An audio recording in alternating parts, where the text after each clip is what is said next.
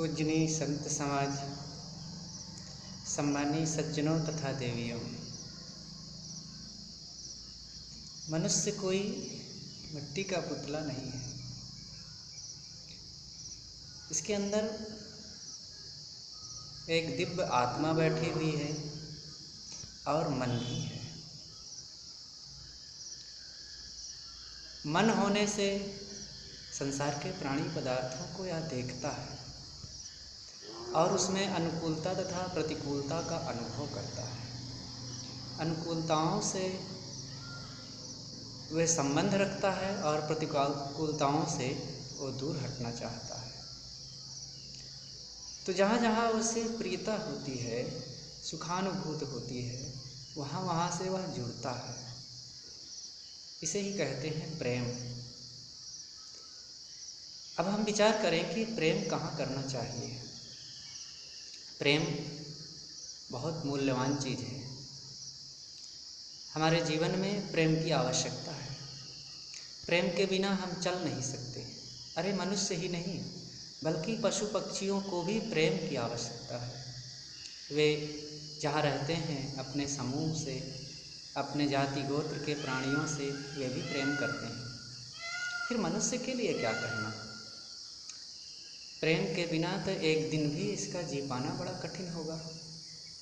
मनुष्य को रुपए दे दिया जाए, घर दे दिया जाए, खाने पीने की चीज़ें दे दिया जाए और भी अनेक सुख सुविधाएं दे दिया जाए और एक घर में बंद करके कह दिया जाए कि तुम्हें सारी सुविधाएं दी जाएगी, लेकिन कोई व्यक्ति आपसे नहीं मिलेगा, कोई बात नहीं करेगा, किसी से मिलना नहीं है, किसी से हंसना और बोलना नहीं है, तो क्या वह एक दिन भी रह पाएगा? बड़ा मुश्किल हो जाएगा उसके लिए। चीज़ें भले साधारण हो, सुविधाएं भले ही कम हो, लेकिन कोई व्यक्ति हो जिससे हम अपने सुख दुख की बातें कह सकें, अपने मनोभावों को व्यक्त कर सकें और उसके दिल की बातें जान करके हम उससे कुछ कह और सुन सकें। इसलिए प्रेम की बड़ी आवश्यकता है। तो सोचिए कि अब प्रेम कहाँ करना चाहिए। प्रेम करने में कुछ सुविधाएं भी हैं, अनुकूलताएं भी हैं, तो प्रेम में झंझट भी, दुख भी है और अनेक प्रकार की उलझनें भी आती हैं। यहीं पर विवेक की ज़रूरत है, यहीं विचार करने की ज़रूरत है। प्रेम के नाम पर हमारे हृदय में मोह प्रवेश करने लगता है और वही मोह हमारे जीवन को दुख से भर देता है। इसलिए देखें प्रेम करने योग्य क्या है।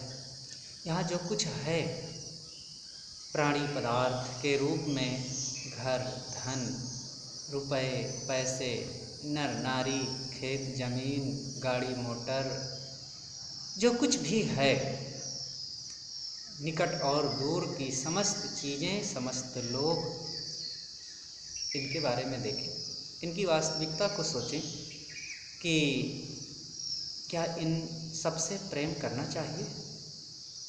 प्रेम की अपनी मर्यादा है और प्रेम करना कुछ ज़रूरी भी है और कुछ उनसे दूरी बनाए रखना भी आवश्यक है। इन चीज़ों में उतना ही प्रेम करें जितना आवश्यकता है। प्रिय मान करके कोई खाने की चीज़ हमें मिली, अच्छी लगी और अब उसमें ज़्यादा प्रियता हो गई, अब वो प्रेमवश, मोहवश, आसक्तिवश ज़्यादा खा लिए, वहीं से दुख निकल आएगा। जिन लोगों से प्रेम है, उनकी वाणी, उनका चेहरा, उनका रूप रंग, उनकी संगति हमें अच्छी लगने लगी और उनसे प्रेम हो गया और प्रेम करते करते वहीं मोह शुरू हो गया। अब उनके बिना रहा नहीं जाता, उनको देखे बिना, उनसे मिले बिना, उनके पास बैठे बिना। यही मन का रोग है। प्रेम में बड़ी सावधानी की ज़रूरत है। संभल करके प्रेम करें, नहीं तो ये प्रेम नहीं, बैर हो जाता है। जिनसे हम प्रेम करते हैं वहीं भी बैर शुरू हो जाता है। देखते नहीं हैं लोग जिन बाल बच्चों को जन्म देते हैं, प्यार करते हैं, हजारों बार चूमते चाटते हैं, मेरा भैया, मेरा लल्ला, मेरा मुन्ना, मेरा दद्दा कह करके कंधे पर बैठा करके उनको गली गली घूमते हैं। वही बच्चे बड़े होते हैं और बड़े होकर के माता पिता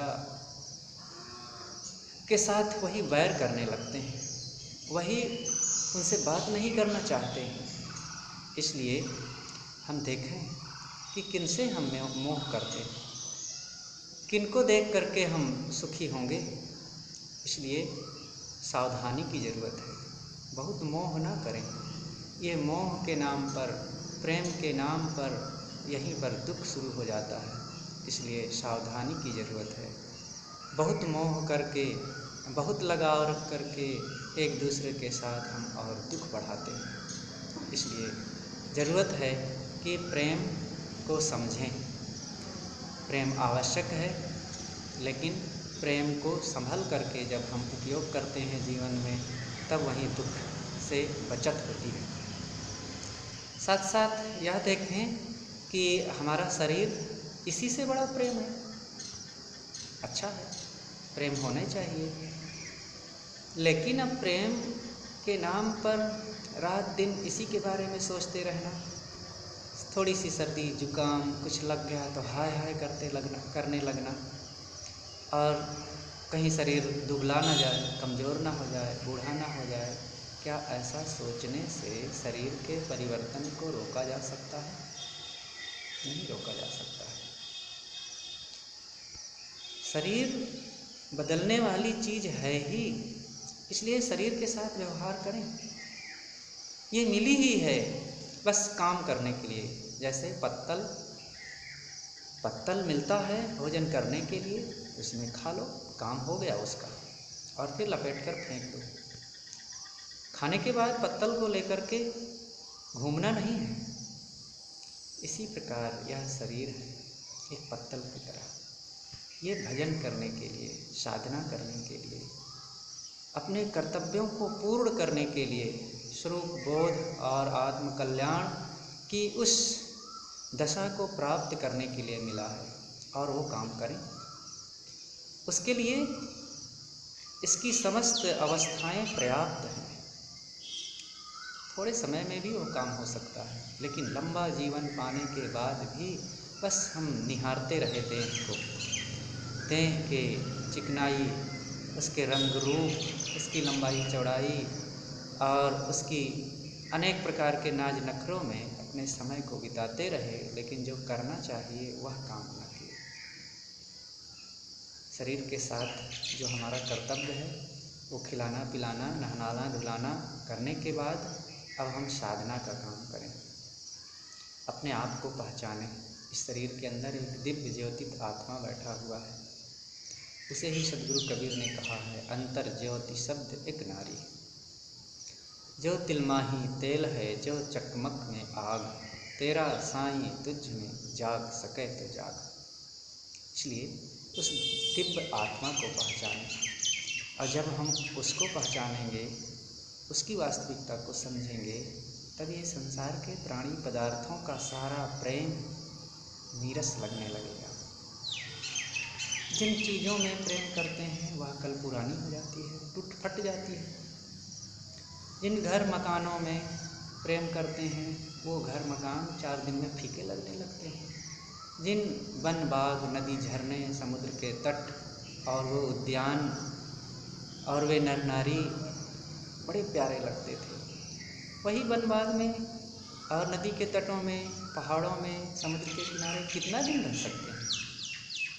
एक बार गुरुदेव जी दक्षिण भारत गए और वहाँ पर एक दिन समुद्र के किनारे घूमने गए। साथ के सभी संत थे, कुछ भक्त भी थे।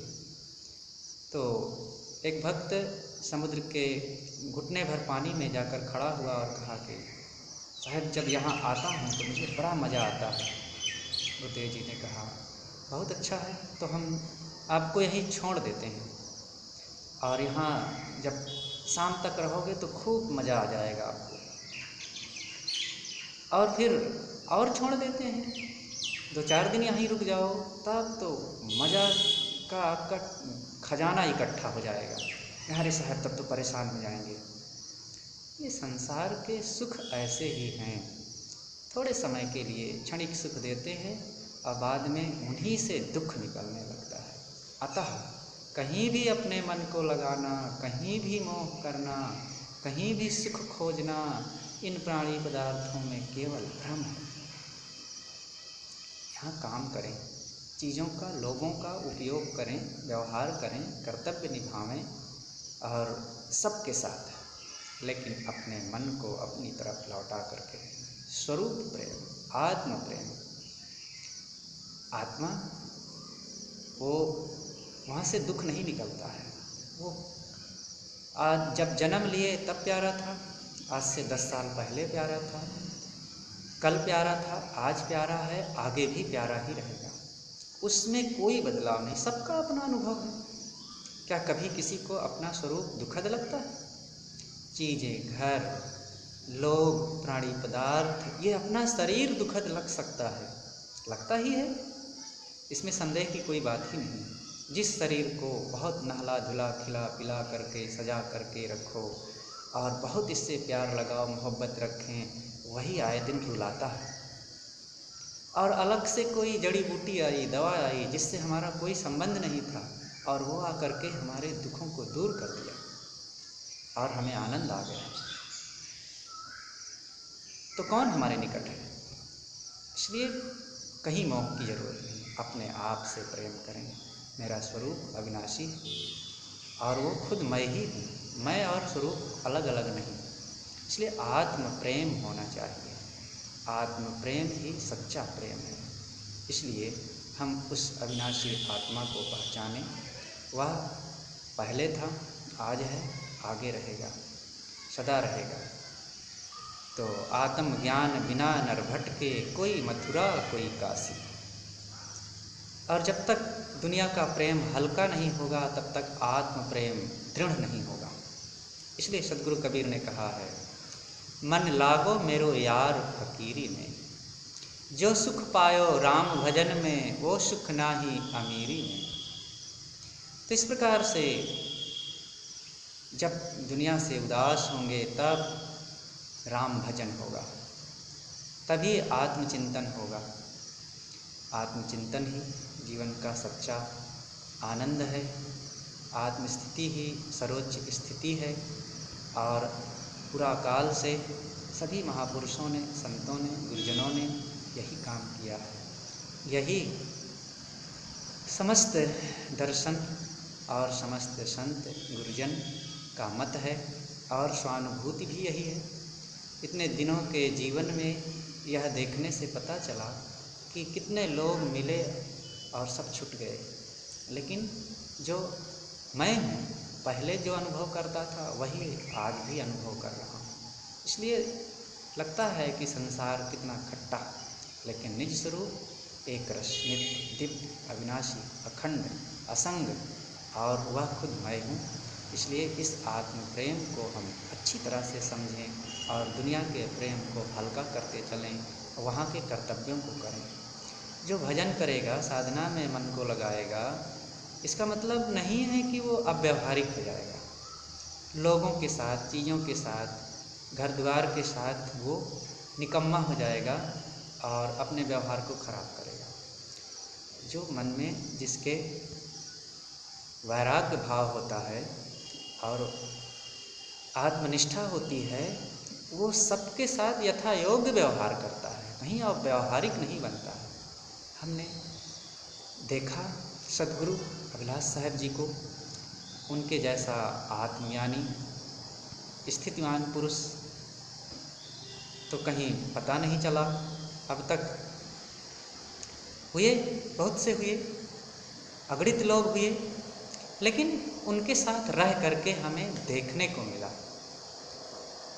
एक तरफ वे अपनी आप की असंगता में सदैव रहते थे, लेकिन जब व्यवहार में उतरते थे, लोगों से मिलना जुलना, पढ़ना लिखना, चीज़ों का रख रखाव और हर प्रकार से अपने शरीर के लिए भी सब व्यवस्थित, अमर्यादित नहीं, ऊट पटांग रहना बैठना, खाना पीना, नहाना धोना नहीं, हर चीज़ मर्यादित। हर चीज़ व्यवस्थित, ये है एक सुलझे हुए, एक सच्चे इंसान और साधक की आत्मज्ञानी की वास्तविकता। इसलिए हम लोग भी वही वास्तविकता को समझें